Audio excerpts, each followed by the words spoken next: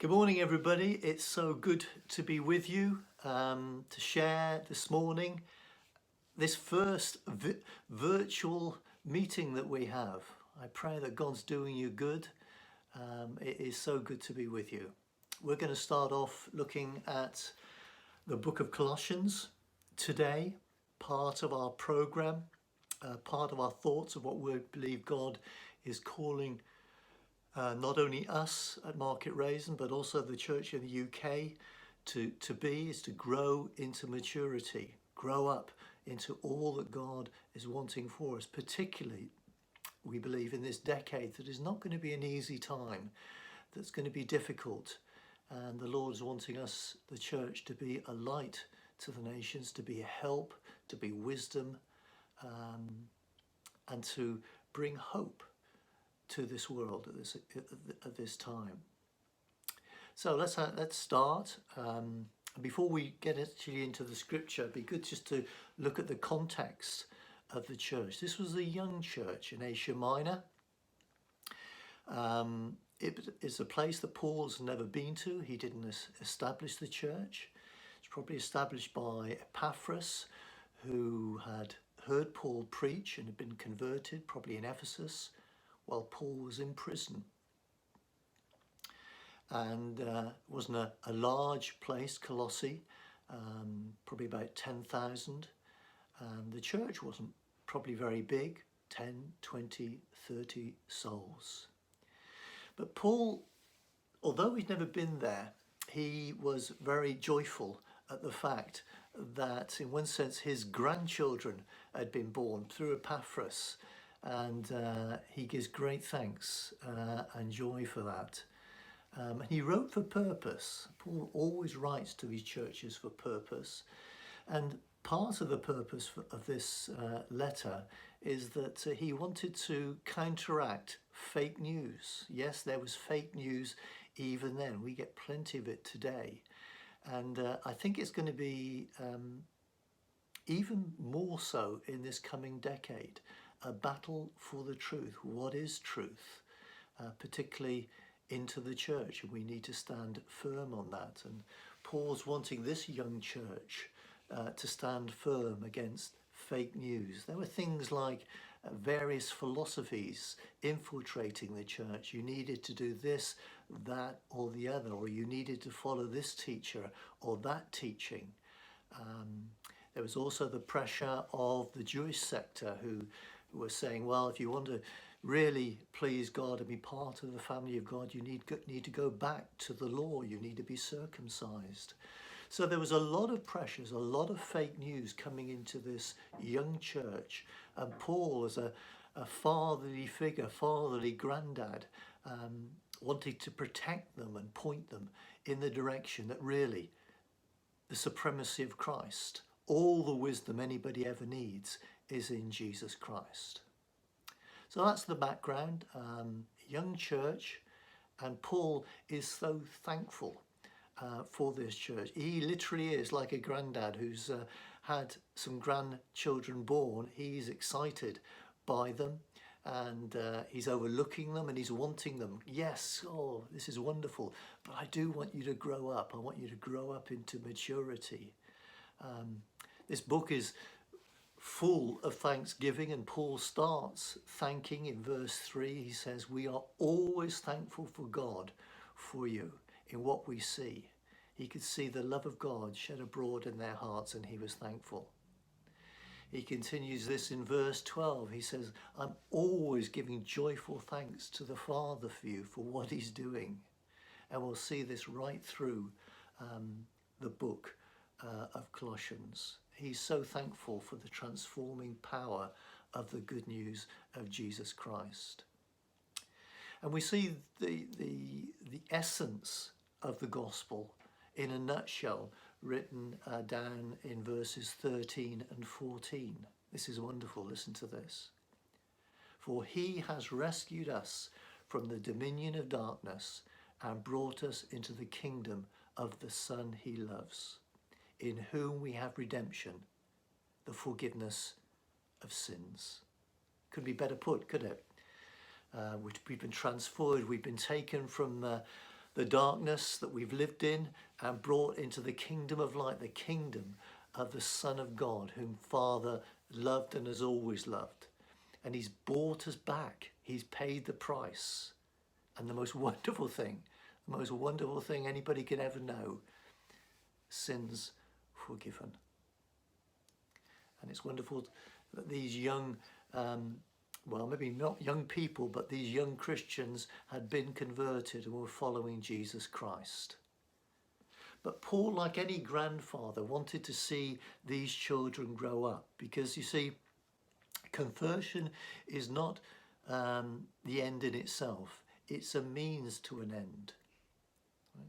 We're meant to grow up into all the purposes and fullness that God has got for us.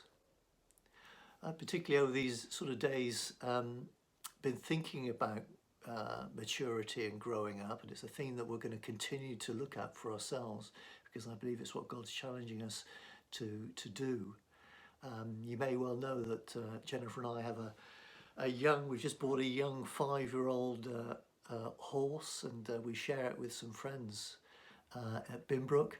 And one of our friends has just had a foal, and it's wonderful to look at that foal prancing around the fields, running around and getting so tired it just flops on the floor and goes to sleep. But it's always suckling at the mother for milk. But it's now 3-4 weeks old, and it's interesting how it's beginning not only to suckle from its mum, but to eat some grass and some hay. You see, it's a natural process. You grow up from milk to more solid food. I've also, in this time, become a bit of a gardener, believe it or not. I bought a greenhouse last year, and I planted loads of seeds, loads of tomatoes, cabbages, you name it, I've planted it, and I've got some raised beds. And again, it's a natural process. You put the seed in the ground, and I'm at the present stage where they're just growing and they're just young. But the process is for them to grow and to mature and to bear fruit. This is the heart of Paul for this young church. He's thrilled that they're converted. He's absolutely thrilled. He's thrilled to see that flush of love and joy in the Lord.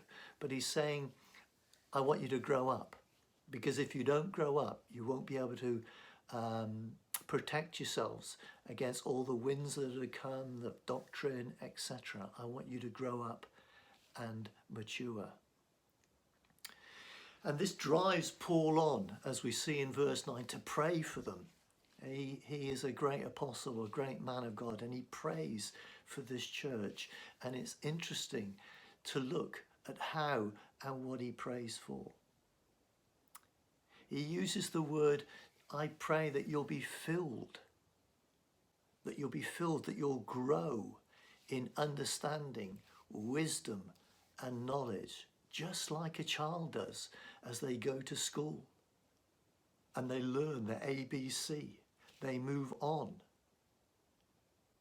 He says, I also pray that you will walk. Children go from just laying on their backs, sucking and drinking milk, to crawling and then to walking. It is the natural process of life, and so it is in the Spirit. That's Paul's heart. And then he goes on and says, I pray that you'll bear fruit, just like my plants. We, as the people of God, are naturally born to bear fruit, to find our purpose and goal for living. This is Paul's heart for them. He says, you're only going to grow as you gain understanding and wisdom. You begin to walk and then bear fruit. Now, it's interesting that in verse 5 we have, I find a very interesting little phrase. He says, since I've given you the gospel, this full gospel that you've heard, And then he uses a phrase, there's a hope stored up for you in heaven. Now, I wonder what comes into your mind when you think of that phrase, hope stored up for you in heaven, or laid up for you in heaven. What is it that's stored up? What comes to your mind? Paul puts it like this. He calls this the true message of the gospel. You see, the gospel is about forgiveness of sins. It is about redemption. It is about the atonement. But the gospel's so much more expansive of that, in that. And he's wanting these Colossians just to grapple with it. And he phrases it in this term, the hope laid up for you in heaven.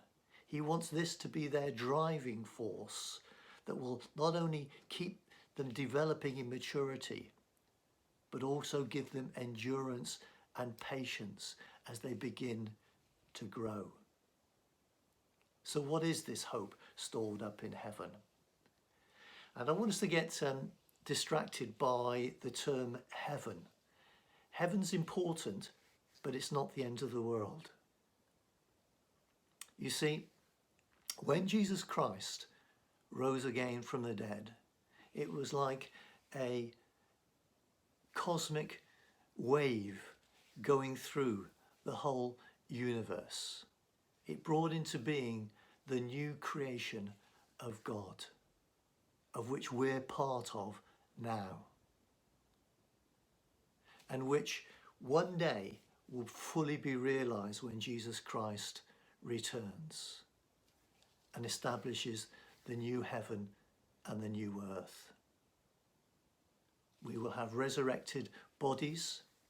We will be transformed into that perfect humanity, which is illustrated in our Saviour, Jesus Christ, the man who now sits in heaven and has for us stored up that future hope.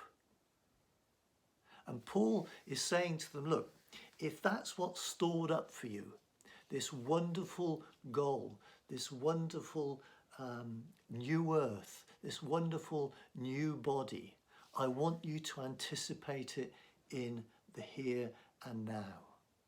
I want you to conform your lives to what you will be in the future. It's there in heaven. We wait for it with anticipation at the return of Jesus Christ. So he's saying, look, prepare yourselves now, young church. This is who you're meant to be. You may feel young. You may be stumbling around. You're learning to walk.